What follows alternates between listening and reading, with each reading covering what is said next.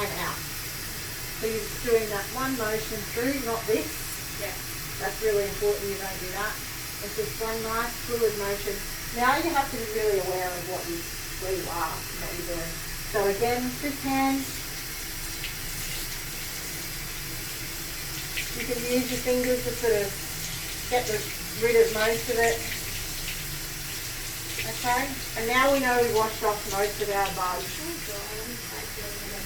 So drop your elbow. That's it. So you sort of almost got to go into the sink like this. Yeah. Does that make sense? Yeah. And keep your elbow. That's it. And I find it easier. So come through the water.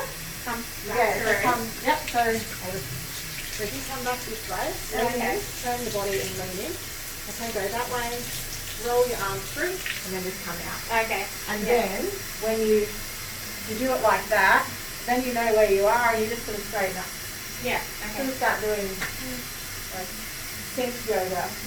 If you sort of start doing these ones, your hands no longer are moving. Yeah. Your body is moving. Okay. To facilitate keeping these up and these down. Because if you do that, your unsterile water is now dripping straight back down into your clean area. Yeah. And we want to avoid that. Yeah. Okay. So now I can take my scrubbing brush and I'm going to load it up with some soap. Using my elbow, I'm not using my hand. If you get into the habit of always using your elbow, you won't accidentally go and touch it with your hand. Okay, so I'm going to take a little bit of that and re-soak myself. I've dropped my scrubbing brush. Oh, that's okay. Just pick it up, pretend that you didn't do that. Okay. So, that's just for this time. So you just got it out of the packet and then... And I'm just going to go and load it up and I'm just going to rub, without coming back down here, I'm just going to rub to sort of about here with my soap. And I'm going to let my soap do its thing while I start scrubbing up the top here. So is it correct that once you scrub with one, you must continue that for the day? Yes. Yeah. With one more soap. Yeah.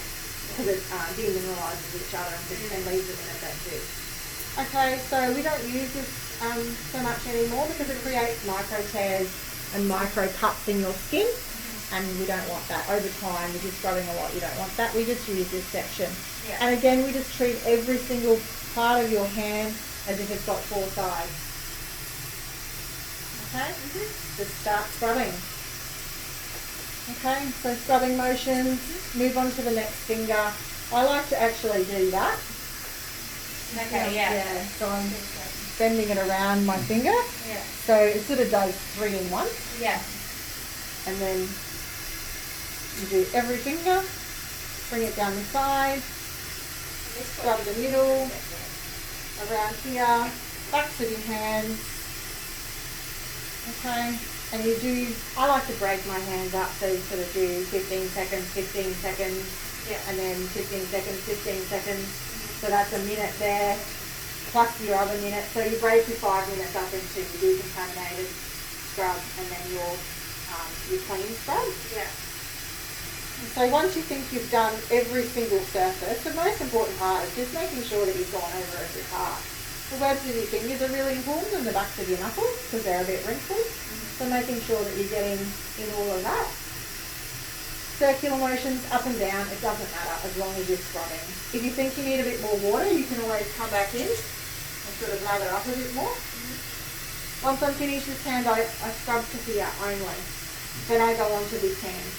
So you don't do a complete arm and then come and do a complete arm because you're wanting to keep things as even and clean.